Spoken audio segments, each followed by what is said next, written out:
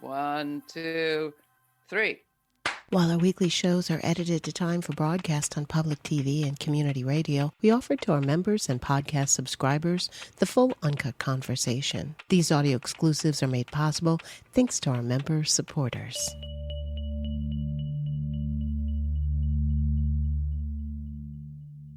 In what was widely viewed as a rebuke of the Trump administration's actions and the GOP's policies in this second Trump term, Democrats won races across the country November 4th, winning governor's seats in Virginia and New Jersey, retaining state Supreme Court justices in Pennsylvania, and even breaking the GOP supermajority in the Mississippi Senate.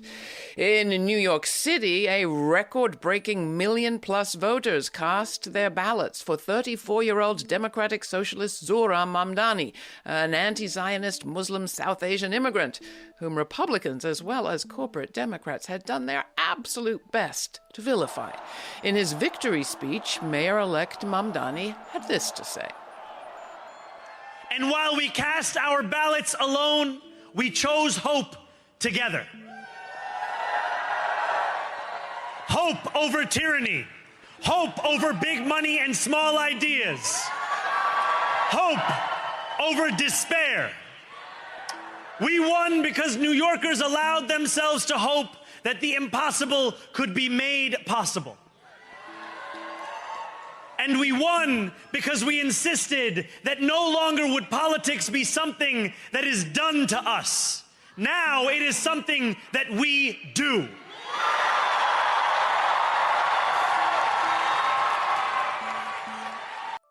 So, how are you feeling as voters, onlookers, perhaps people considering running for office yourself? To reflect on the implications of this moment, we have invited two courageous women who are doing politics in a big way. Cori Bush is fighting to retake the congressional seat she won in 2021, Missouri's first. That covers the city of St. Louis. She'll be up against incumbent Wesley Bell, whose successful campaign against her in 2024 was heavily funded by the American Israel Public Affairs Committee, or AIPAC, a pro-Zionist political action committee.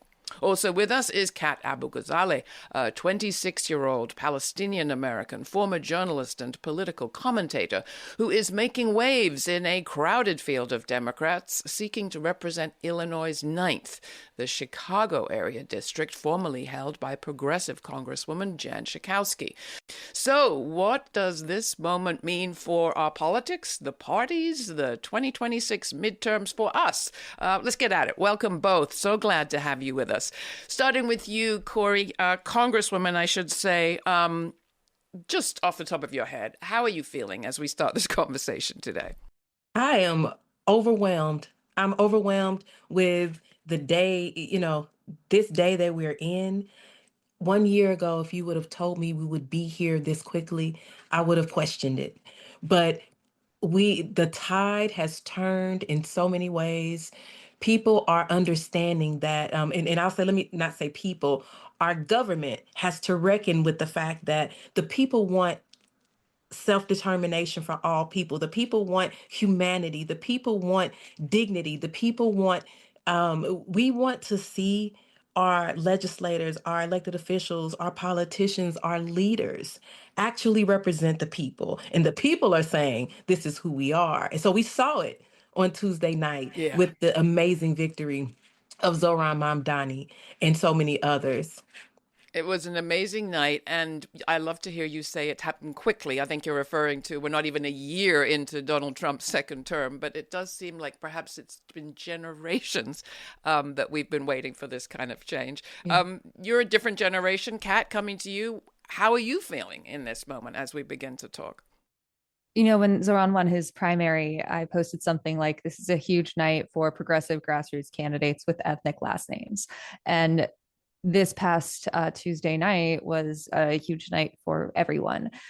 We saw Democrats sweep across the country. And I think the part of that is if you, as in the Republican Party, are filled with a bunch of weird guys that are pushing universally unpopular policies and terrorizing communities, people don't like that and they want to vote against it. But for the first time in a long time, I feel like people are voting for something. I said on Tuesday night, good things are possible and we don't have to settle. We don't have to settle for the less bad option. We don't have to settle for the status quo. We can have something better. And I think Zohran really activated that in New York. And a lot of progressive grassroots candidates are trying to do that across the country. Now, there's a lot more to be said about Zohran's race in New York City and what people were voting for. But just looking around the country, we need to say that the victories were scored by Democrats of all sorts of stripes, some more conservative, some more progressive. Congressman Bush, coming to you, what do you think this means for the Democratic Party, which, let's face it, was very ambivalent about, for example, Mamdani, Senator Chuck Schumer for New York State, never endorsed the guy and still won't tell us to this day who he voted for. It shows that the power is with the people. But what Democrats have to understand is this Tuesday does not mean that as long as we're a Democrat, we're going to win on in November of 2026. That is not what I do not believe that's what that meant. We have to make sure that we have the candidates that are speaking to the people, that are hearing from the people, those that are talking about a Medicare for all, that are talking about a true Green New Deal, that are speaking about our reproductive freedoms, and but are bringing it back to the fact that what healthcare costs really are, that wages are flat, that costs are up, and actually speaking to the kitchen table, and this, we vote blue no matter who, unless it's somebody like you type deal, which, talking about progressives, that's not going to cut it. Right now, people are looking for candidates that are saying, we're not taking that. We don't want people who take AIPAC money. We don't want the people who are bought and sold, the people who are taking money from the Republicans, taking Republican money to run in Democratic primaries, because then when they have to fight against Donald Trump and his donors, his minions, then they can't do it effectively because of who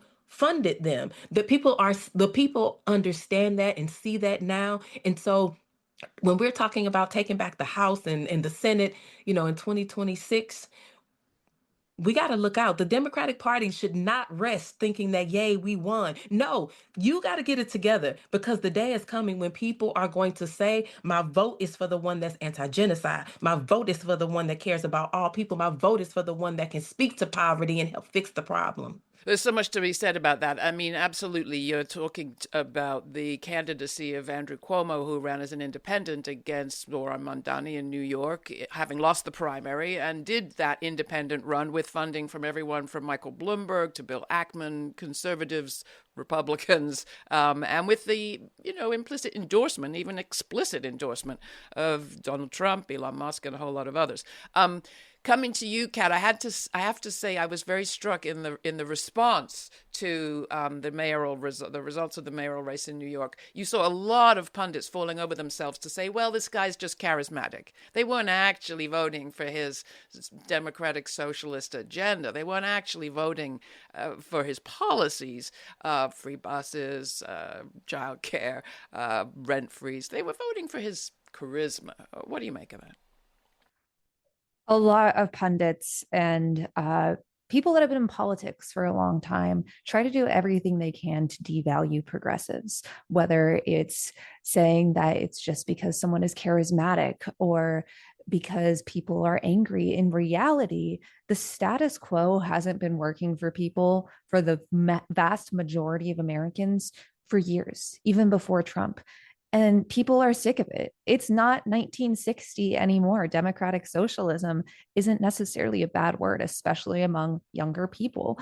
I think that, I've seen this in my own race as well, of trying to devalue our movement, our, gigantic group of volunteers who are excited to build something new, as just young people or just a social media fad, when in reality, we're making real change on the ground even before Election Day, using our resources to materially improve the lives of voters. And I think the best thing that these pundits can do for the progressive movement is underestimate us. There are a lot more of us than there are of them. And in reality, a lot of progressives on the ground, from Zohran to my own campaign, have comprehensive platforms. I have the most comprehensive in my race. We are thinking about the issues. We are running because of the issues. We are running because reality doesn't work for anyone except billionaires right now.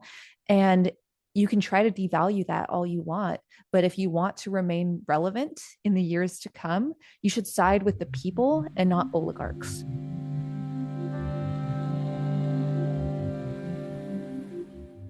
Well, let's talk a bit more about your campaign, Kat, and we'll come back to you, Congresswoman. But your campaign is different in how you're using your resources. You just alluded to it. How are you running differently? And then I want to find out why you decided to run in the first place. I read somewhere that you started out life as a Republican. I did. I there are a lot of things in politics that I don't like, especially when it comes to money. I saw how much money we spent in 2024 just for Donald Trump to win. And frankly, it made me nauseous. I thought about how many food banks could be stocked, how many clinics could be funded, and the fact that a lot of people have lost faith in our political system from every political stripe is because politicians are about words and not actions. And so we are using our resources to not only reach voters, but materially improve their lives. We do backpack drives, food drives. Our campaign office doubles as a mutual aid hub. We're doing everything we can to make sure everyone in our community has whistles as they patrol and keep an eye out for ICE. We are genuinely making a change on the ground, and win or lose, this campaign is a net benefit to this community. And I think it's going to help us win. We're also communicating transparently. I speak without a script pretty much all the time. And I haven't taken a cent from billionaires, Republican funded PACs, or corporate PACs, unlike my opponents. Well, we'll come back to more about how you got into this, but I do want to come to the Congresswoman. You are signing up for another probably brutal campaign. Why? What's giving you the drive to do this? First of all, because I've been in Congress and I know the change that can happen when someone not only works for their district, but when someone fights for the district. That is the time we're in right now. We need proven leadership in my district because we've had it. That's the difference. Don't replace someone that is doing great work, that's actually fighting, that's delivering for someone that has made the decision to just exist. I have heard from my community, their frustrations with the lack of leadership. I've heard their just their despair as it relates to what happens tomorrow, because this manufactured chaos that is coming down from the Trump administration is not being dealt with. It is not being met with the urgency and with the fire that is coming down on us. The destruction is happening every single day right before our eyes and on top of us. And we're saying, wait till 2026 because things will get better. People are living it right now. And my community was devastated by a EF3 tornado, May 16th of this year. People are still living in tents on the property where their bricks once were. We're talking about our inner city, and many of the areas were under-resourced, and people are trying to put their lives back together. People were already struggling, and now this. And who is actually fighting for them? Well, I know what I would be doing right now. I know if I was in the seat that things would be different. Just like when there was flooding in our district, it was 1 in 1,000 year flooding event that happened twice in 1 week, and we were able to get FEMA on the ground quickly. We were able to do all type of mutual aid, stand up, just a lot of work for the community. The thing is this: you can't just speak for the community. You can't just say you're doing the work. People have to feel the change. That's how they know that you're doing something for them. And so I am running because I know what could be happening, and I know it's not happening. Tell us a bit about your background, Congresswoman. Sure. I am the daughter of someone who's been in politics for most of my life, but in municipal politics, my dad was just the one to help each one. My dad would help the person who he saw was unhoused, who slept, on the ground. He's the one that was going to make sure that person got to safety and got a meal and got a shower. That was my example. But I'm a registered nurse by trade. I am a mother, a wife. I'm someone who lived unhoused, lived in a car with my two children, moving it around the city of St. Louis, hoping that I wouldn't fall asleep too long in the night and would wake up and one of my children, had passed in the night because it got too cold in the car. I've been on EBT, it was EBT at the time. I've been on SNAP. I've been on WIC. I have been through so many of things that people are fighting, right now and struggling with. That's why I speak up. That's why I stand up the way that I am. And so, like you said, Laura, I'm coming back again, even though I know that this could be a brutal campaign. But what's really, really brutal is having to go through all of these all of the policy violence, or going through what people go through every single day because no one is speaking up to the point to where they're flipping the tables over and making change. I'm that one. For this particular moment, I am the one for this seat.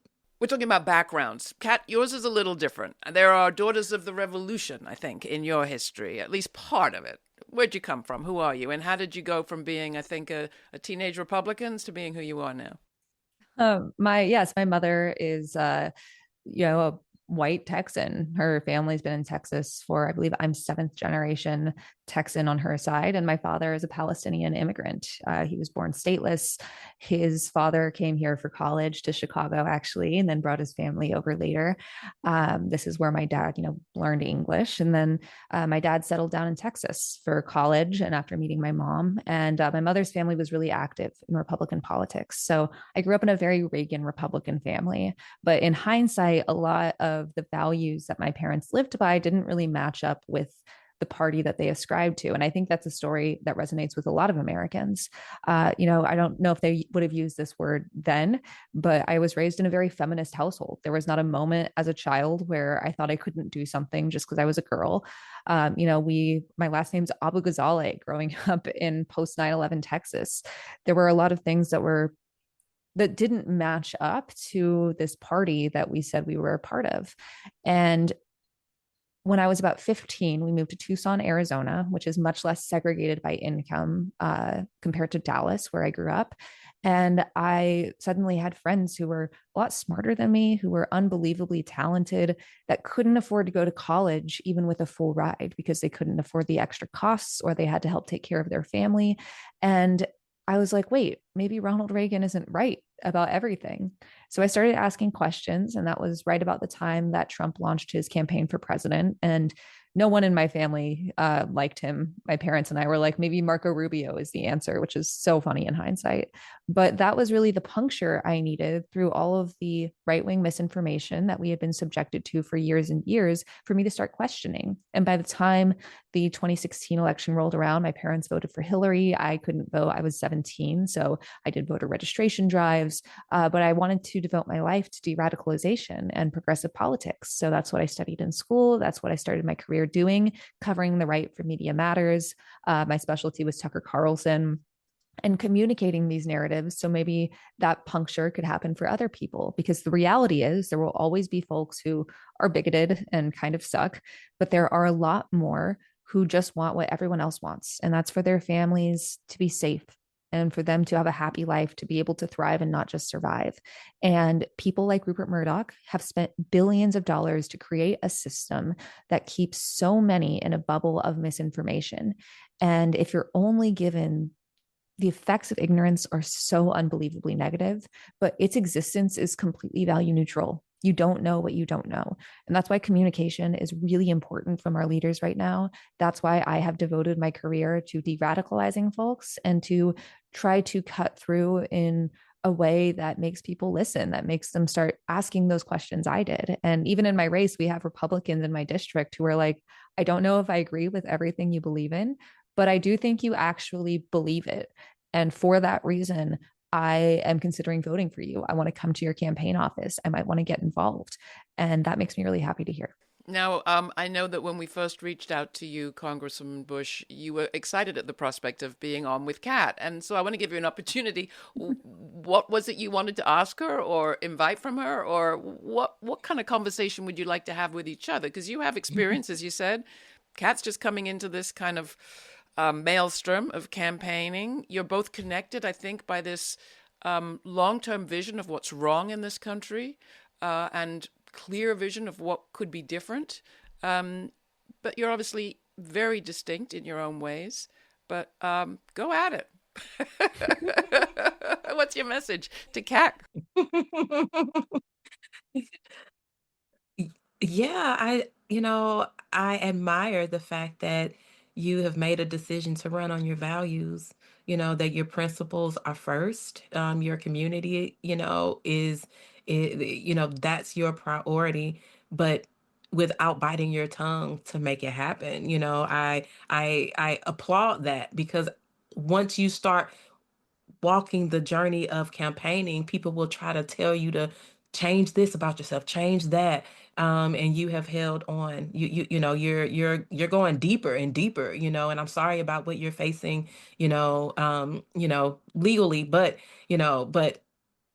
you standing up for what's right, you go ahead and be that person because there are other people that are looking at you seeing, can she do it? Can she make it? Will she hold the line? Because they'll be coming up in a year, in 2 years, in 4 years, in 8 years. Those are the ones that they will be saying you were my inspiration and you were the reason why I could be authentically myself and run to support and to represent my community. So I just want to say thank you. And when we did meet out there at the DNC during the protest outside, my heart was broken because of what was happening. And, Rep. Rural Roman should have been able to be on the DNC stage. I will always say that. But thank you for holding the line and being out there. I started a PAC. I'm no longer affiliated. But I started a PAC called Politivist because I call myself a politivist. It's the politician and the activist. When I entered Congress, I was told you can't be an activist. You have to just be the politician. I was like, no, I'm bringing the fire, the moxie, the courage. I'm bringing all of that to Congress, and I'm going to be the activist while I'm still the politician. So the power of the push and the power of the pen and the purse, I was marrying those. And that's who you are, politivist too. You're the activist. You're a true activist, a true activist, and you're now the politician. And I know politician, people think it's a dirty word, but the actual definition, just somebody running for office or there's in office. a So lot of actually, moxie like, in this virtual room here, and I want to Can ask. I say something too? Yes, Kat, I want to ask you, invite you to share what maybe Cori Bush's decision to run again means to you. Yeah, I mean, everything you just said means so much. I truly can't stress that enough. Running for office is really hard, which Congresswoman, and it's even harder when you stand by your values. There have been so many times during this campaign where someone or a group is offering a lot of money, frankly, race-changing amounts of money, to stand for values that I don't represent. And it's because of people like you, Congressman Bowman, Representative Ocasio-Cortez, this entire group of modern progressives that walked so we could run right now, that gave me the strength to say no. And I was asked by someone, would I rather lose with my values than win and owe a few favors? And I was like, absolutely, the former. It's really hard. This entire system is built to make it almost impossible for people who are not wealthy to run. And I really admire what you and other progressives around the country have been doing. I think we need more politivists. The most frustrating thing of running for office is being told, well, you have to do this thing because it's how it's always been done. You won't win without it. And I'm really excited to be here in a moment where we're asking why instead of just accepting that. And I'm excited to see you run again. Hi, it's Laura. Independent media is a collaborative project, and you play a critical part in it. This show is made possible by our viewers and listeners, not corporations or advertisers. So join our member supporter honor roll by going to lauraflanders.org/donate to contribute. That's lauraflanders.org/donate. And please stay kind, stay curious, and commit to supporting this no ads, no gimmicks, not all about profit show, again, or for the very first time. Thank you. And a reminder to hit that subscribe button wherever you get your podcasts. Now back to our full Uncut conversation. Well, you talked a little bit about what makes it hard to run for office in this time, and we talk a lot. We have talked a lot over my lifetime about the problem with Congress: too white, too male. We don't talk enough about the class divide in Congress and how many Congress people are millionaires and how few have any of the sort of experience that people are going through in this country right now, the vast majority of people. How could we fix this? Like, what would you like to change, Congresswoman, if you had your druthers about our system that could bring that class consciousness that you bring to our halls of Congress? Might change politics a lot with respect to the two parties that currently live there.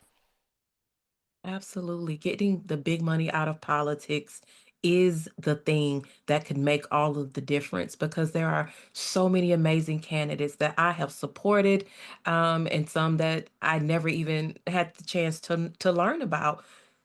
They're doing great work in their communities, but they cannot raise the money. They don't have the connections to be able to break through. I have candidates even now saying to me, "Can you do this? Can you do that? Can you do that? Just to help me help me get my name out." And it's simply because they know that the other person in the race, the incumbent, oftentimes has this war chest, or they're able to make a few phone calls to some of their some super PACs, and there it goes. Or somebody makes some calls. Let me say that. But that's the problem, because and I'll say this: when I ran for Congress for the House seat the very first time, um, like you said, Kat, so someone came to me and said, "Hey, we have, all these six figures for you. This will change your race right here at the end. If you take this money, you'll win. Yeah, you might not like where it's coming from, but if you take it, you'll win." I told them, no, if that's how I have to win, that I'll just have to go again. And I did. I said no to that money, went again, and I won. So that's for you, Kat. Like, no matter what, don't take, like, I'm glad you said no. I'm glad you said no. Just, but win this time. Yeah. But the thing is, when I being in the halls of Congress and just hearing from some of some of my former colleagues, hearing how they would talk about being burdened by the money, wanting to make a different decision but couldn't because of, they didn't want to risk their seat. I had someone say to me, "Cori, I believe what you believe, but I don't want to be Cori Bush." Like, so that is the thing. And it wasn't, I had big crypto after me. I had, big real estate come after me. So people are looking at, like, how do I just want to stay here to do the work for my community, but there's all of this outside noise. We have to get rid of the money. Well, that's one of the aspects of the New York City mayor's race that has gotten too little attention, in my view. On the one hand, we had ranked choice voting, which made a big difference. And in the other, we have public financing of elections in that mayor's race. And I think that has a lot to do with the emergence of this candidate and the engagement of people in his race. Kat, what about this question of the indictment that you're facing? I mean, as if things weren't hot enough in Chicago, you're in the middle of a campaign as that city is under siege from ICE agents and who knows who else they are. Where does that indictment, how does that affect your ability to run? Does it? And maybe tell our audience just a little bit where it came from, what happened. So I have been protesting at the Broadview Processing Center, which is where ICE headquarters operations in Chicago. And this is a processing center. It's not a detention facility.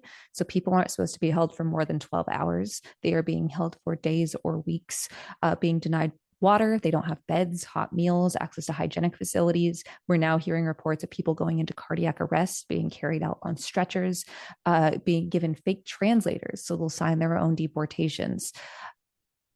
It's abhorrent. And so I have been protesting there alongside hundreds of Chicagoans. I was recently indicted by Trump's DOJ, along with 5 other people, and it's a blatantly political prosecution. And this case is going to determine if this administration can criminalize free speech, free association, the right to protest.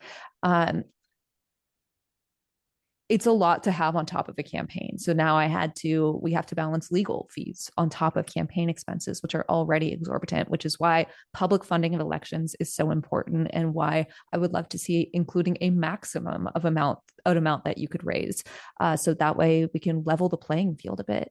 But if you're trying to shut someone up, I'm not probably not the right person to target in this respect.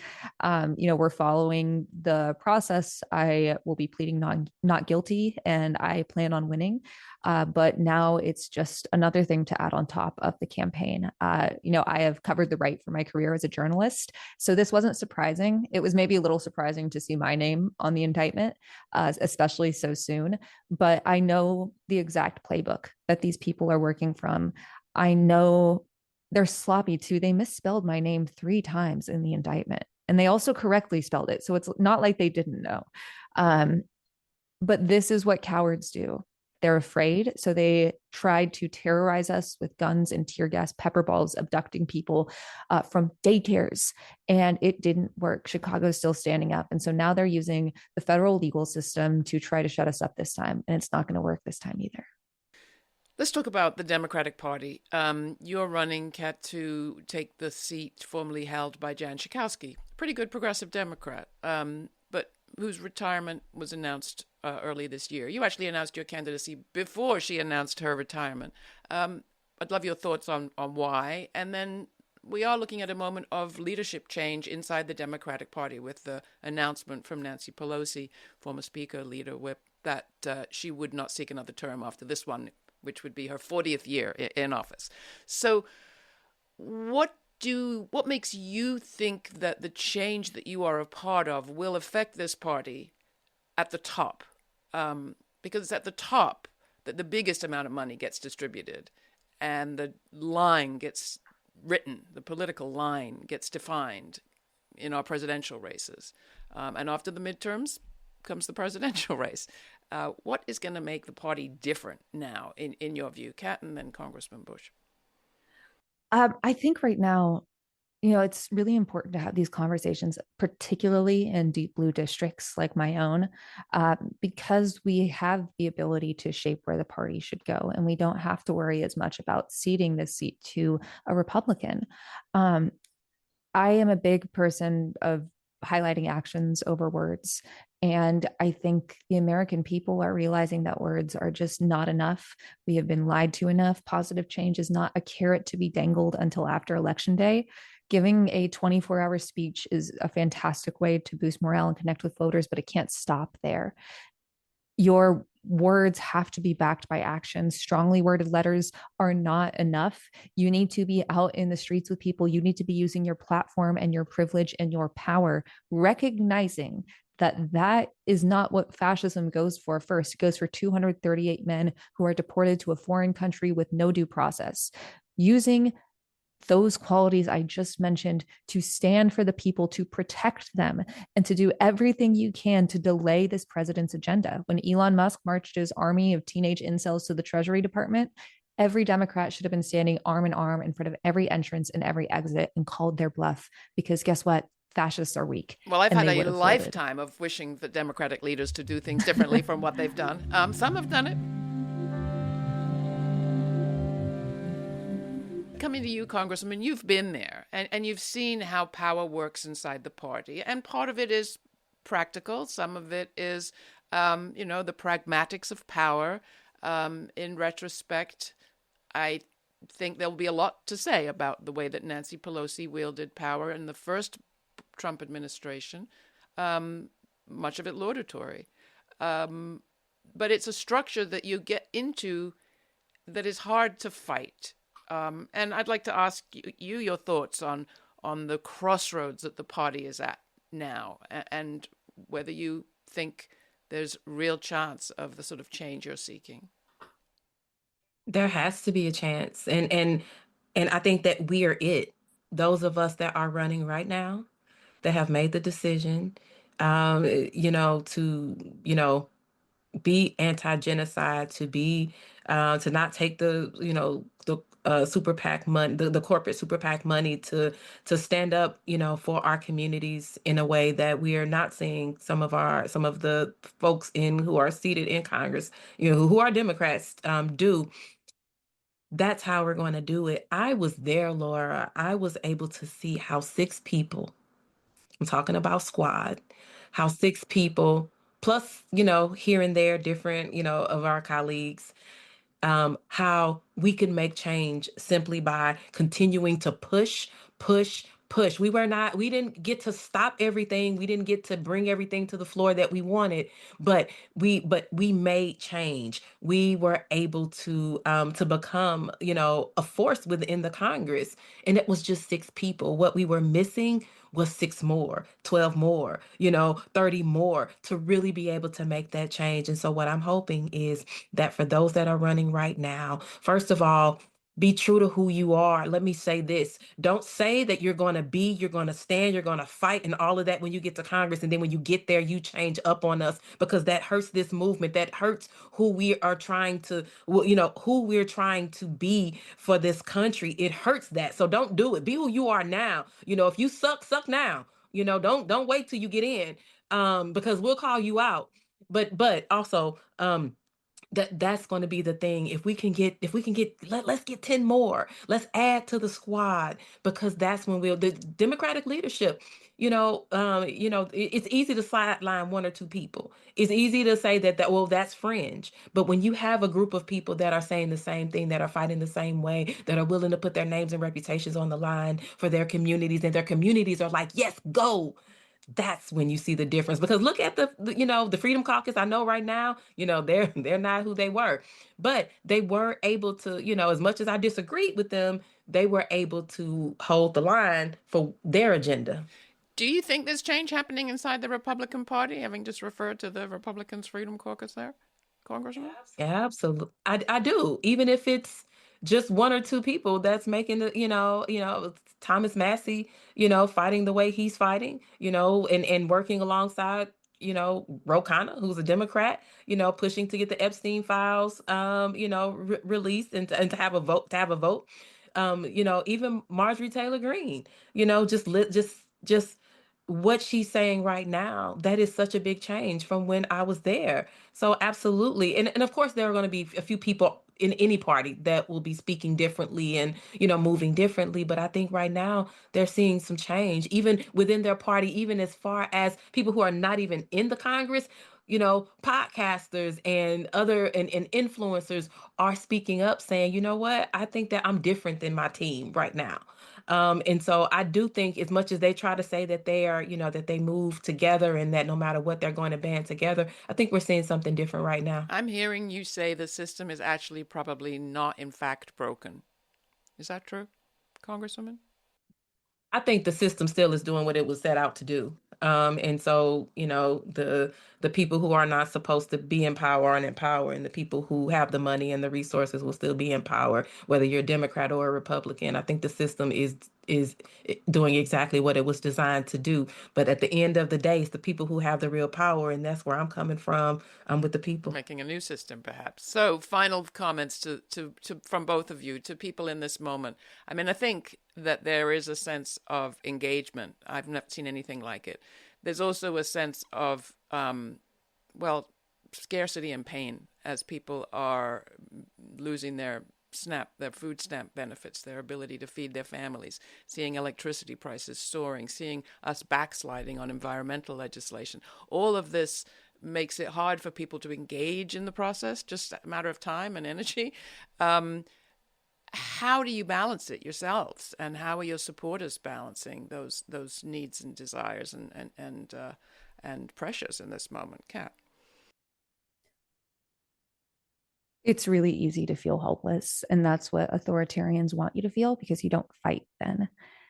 Right now, Trump is burning the forest, but when it's done burning, when we put out that fire, we get to plant new seeds, and they're going to be better and bigger and more impactful, more people focused than ever before. And I think that's what we're hoping for. And I think a lot of people right now are realizing that your vote isn't even enough. We keep us safe. We take care of us. We have a system that has left us behind. And right now we are fighting for a better world, but also that real life impact, especially with how isolated we've become, particularly after COVID, is the thing that gives me the most hope right now. We do like park cleanups, and we have sometimes dozens of people that show up And the thing we hear the most often is, well, I'm not doom scrolling right now. I always encourage people, your change looks different depending on who you are. We all have our own strengths and weaknesses and loves and passions. It might be running for office is how you make change. It might be checking on your neighbor. It might be volunteering at a food bank or an animal shelter. It might be just cleaning up your block. It might be wearing a whistle and taking a walk every day and keeping an eye out for unmarked vans. But whatever it is, we all have to do our part. And right now I'm seeing people do that, actually come together and say enough is enough. And that is what's given me strength more than anything. Congressman, what would you add to that? I mean, Kat said it all. I mean, it's community. We're seeing the community stand up. The way St. Louis came together after the tornado last May, and it was the community that empowered one another. It was the community that took care of one another while our local government was trying to figure it out. We were already on the ground, meeting the needs of people who had now issues. And that's the thing, people are saying, but how will you help me now?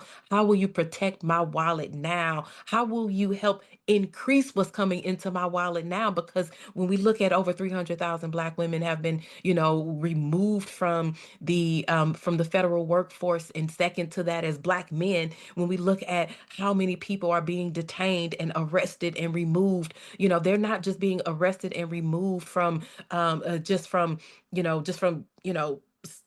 just be able to say that, oh, we're trying to fix immigration. No, that's a breadwinner, or that's somebody that was taking care of family. Like, that's a human being that was helping to build this society, or working for a better tomorrow for all of us, and you remove them, so you're destabilizing our community. So for us, we will take care, like Kat said, we'll take care of our communities. We are the ones, we're looking at what you need now, and we're working to deliver that for you now, but not without an eye towards what happens tomorrow, which is why I introduced the Ceasefire Now resolution in Congress. It wasn't just about what was happening then, it was to stop what could happen in a year, what could happen in 2 years. We always end these shows by asking our guests the following question, and that is about the future. Like, what do you think is the story that the future will tell of this moment? Kat, Abughazaleh, let's start with you. It was really dark, but it's not anymore. And now we live in a world where people can afford housing, groceries, and healthcare with money left over to save and spend, where we spend more on education than on bombs, where everyone has equal rights, and where we are still trying to make things even better than they are at this moment. Beautiful. What about you, Congresswoman? Looking ahead, 25, 50, 100 years, what will the future say of us now? Because we are a leader-full movement, you can't just take one of us out and then everything falls apart. Because we're leader-full, what our children won't have to go through is what Project 2025 is trying to bring on. So absolutely, I think Project 2025 wants to see Black folks back in chains.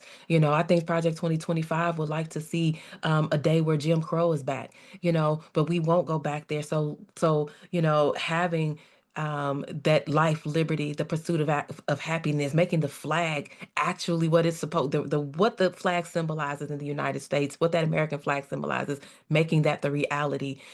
Having a place where our children can grow, where our children's children can grow and live in a place of equality, through the door and the lens of equity. That's my hope. But my hope is, it's because we are here now. My hope is because we are still here and we're still fighting. My hope is because we're not sitting on the sidelines saying, let somebody else do it. My hope is because we have made the decision that we are here for such a time as this, and we won't let it pass us by. We will be the enemy to other people's pain.